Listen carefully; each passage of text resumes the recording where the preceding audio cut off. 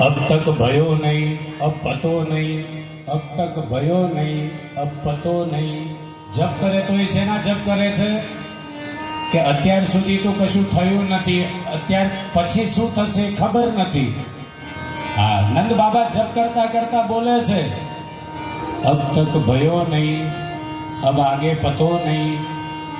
હવે આગળ શું થશે એ પણ ખબર નથી. એક દિવસ બ્રાહ્મણોને ટોળકી આપી નંદ બાબાને કહ્યું, બાબા બ્રાહ્મણોને ભોજન કરાવો, સંતો ભજન કરીએ. તો બાબા અમે તો બ્રાહ્મણ પ્રિય હતા, એટલે એમણે આ વૈષ્ણવ હતા, વાણિયા હતા નંદ બાબા, એટલે ખૂબ શ્રદ્ધાપૂર્વક બ્રાહ્મણોનું ભોજન કરાવ્યું. બ્રાહ્મણો જ્યારે આમ ખૂબ પ્રેમથી ભોજન લીધું ને પછી આનંદિત થઈ ગયા. હા, સુંદર બ્રાહ્મણોને ભોજન કરાવવાનું જ્યારે આમ ડકાર આવે કે હાશ આજે મજા આવી ગઈ, ત્યારે બ્રાહ્મણો આશીર્વાદ આપે. તો આ બ્રાહ્મણોએ આશીર્વાદ આપ્યા, પુત્રવાન ભવ. નંદ બાબા કે 90 વર્ષનો થયો, અબ તક તો ભયો નહીં, અબ પતો નહીં. ત્યારથી આ જપ ચાલુ થઈ ગયા છે. તો કે બાબા તમે તો આશીર્વાદ આપ્યા કે પુત્રવાન ભવ, પણ મારી તો ઉંમર થઈ ગઈ, હજુ સુધી કાંઈ દેખાતું નથી કે આવું થશે. તો કે અમે બ્રાહ્મણો છીએ, અમે આશીર્વાદ આપ્યા છીએ, હવે જ્યાં સુધી પુત્ર નહીં થાય ત્યાં સુધી હવે ડેરા અહીં નાખું છું. ખાલી બીજું કાંઈ જોઈતું નથી, 2 ટાઈમ સરસ ખવડાવજો. જોઉં છું હું કેવી રીતના નથી થતું. રોજ હું ગોપાલ સંતાનના જપ કરીશ, તપ કરીશ, ભજન કરીશ, માળા કરીશ. નંદ બાબા જ્યાં સુધી ત્યારે ત્યાં છોકરો ના થાય, લાલો ના ભવે, ત્યાં સુધી હું અહીંયા જ અનુષ્ઠાન કરીશ. જોઉં છું કે કેમ ના થાય. રોજ ભૂદેવ માળા કરે, જપ તપ કરે, સહસ્ત્ર ગોપાલના જપ કરે, પુત્ર પ્રાપ્તિની કામના કરે. સંતો મહંતો આવે, ભજન કીર્તન થાય, ખૂબ બ્રાહ્મણ ભોજન થાય. સમય થતા આમને પણ આ સંતતિ થઈ, એટલે નંદ બાબા આજે વિચાર કરે છે કે આજે આખા ગોકુળે મારા સંતાન માટે પ્રાર્થના કરી છે, માટે આ ભગવાન કૃપા કરી કે 90 વર્ષે મારે ત્યાં સુખ પ્રાપ્ત થયું. તો જપ કરે છે, અબ તક ભયો નહીં, અબ આગે પતો નહીં. અને સુનંદાએ આવી અને બાબા જ્યાં માળા કરતા હતા ત્યાં કહ્યું, અરે બાબા કી પાગલ હો ગયો કી બોલી રહ્યો. વ્રતની ભાષામાં વાતો કરી અને જ્યાં સાંભળ્યું સુનંદાએ કહ્યું કે બાબા માળા બાળા બધું મૂકો અને તમારે ત્યાં લાલો ભયો. આજે આ 90 વર્ષના નંદ બાબા જેમ પેલો 8-10 વર્ષનો છોકરો જેમ કૂદકો મારે ને, એમ નંદ બાબાએ જ્યાં લાલાનું નામ સાંભળ્યું ને, માળા મૂકીને કૂદકો મારીને ઊભા થયા. આજે ખબર નહીં ઘડપણ ક્યાં જતું રહ્યું. નંદ બાબા કૂદકો મારીને ઊભા થયા. હજુ ખબર પડી છે એટલે નંદ બાબાને બ્રાહ્મણોને બોલાવ્યા.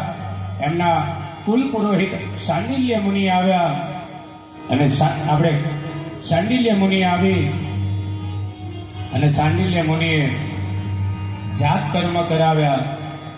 જાત કર્મ કર્યા પછી પૂજા કરે છે, ગાયોના દાન કરે છે. આમ તો ભાગવતજી એવું કહે છે કે 2 લાખ ગાયો આપી. 7 મોટા પર્વત જેવા અનાજના પહાડો તૈયાર કરી આ અનાજનું દાન કર્યું.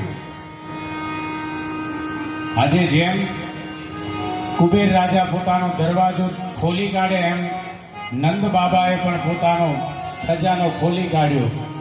કારણ કે જેના ઘરની અંદર સાક્ષાત નારાયણ આવે તો લક્ષ્મી પણ આયા વગર રહેતી નથી. અને લક્ષ્મી એને સાચી કહેવાય કે જે લક્ષ્મી હંમેશા સત્કાર્યમાં કંઈક કોકને આપવામાં વપરાય. જેવી રીતના નદીઓ વહે છે તો નદીઓના જળ ક્યારે પણ બગડતા નથી. કેમ? કારણ કે અવિરત વયા કરે છે, આ ગામથી બીજા ગામ, બીજા ગામથી ત્રીજા ગામ. એમ આપણી પણ આ લક્ષ્મી જો વહેતી રહે ને તો ક્યારે પણ બગડે. હા, તમે 500 નું બંડલ તિજોરીમાં જો જન્મ્યા તે દાડાનું મૂકો અને મૃત્યુ પામે ત્યાં સુધી મૂકી રાખો તો આમ સમજજો કે 500 નું બંડલ ડબલ નહીં થાય. થશે? તો લક્ષ્મીનો સદુપયોગ એ છે કે જે હંમેશા વહેતી રહે, પરાર્થ માટે કામ લાગે, કંઈક દાનમાં કામ લાગે, સદુપયોગમાં ભગવત કાર્યમાં કામ લાગે. તો અહીંયા નંદ બાબાએ ખૂબ ગાયોના દાન કર્યા છે. નંદ બાબા કે હવે તો મારે લાલાનું મોઢું જોવું છે, મને કંઈ આ પૂજામાં હવે કંઈ બહુ મન લાગતું નથી. આજે 90 વર્ષ થયા, 90 વર્ષનો થયો, હવે તો મારે દર્શન કરવા છે લાલાના.